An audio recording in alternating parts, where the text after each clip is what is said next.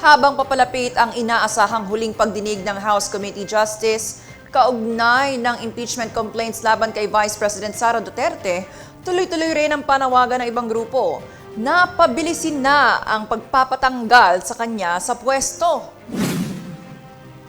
Isang kilos protesta ang isasabay ng grupong Bagong Alyansang Makabayan bukas Miyerkules. Layunin ng grupo na himukin ng komite na ideklara ng may probable cause ang mga reklamo laban sa bise.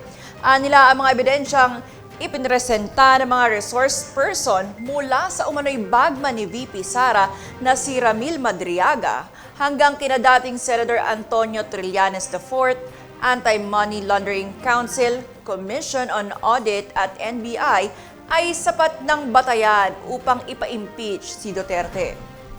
Bago ang kilos protesta bukas, nagsagawa kaninang umaga ang Kamara ng House Church Impeachment Dialogue.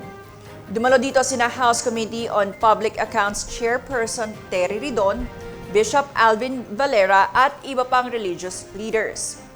Ipinanawagan sa dialogue sa mga simbahan sa Pilipinas na maging mas matapang at malakas sa pagkondena at pakikipaglaban sa korupsyon.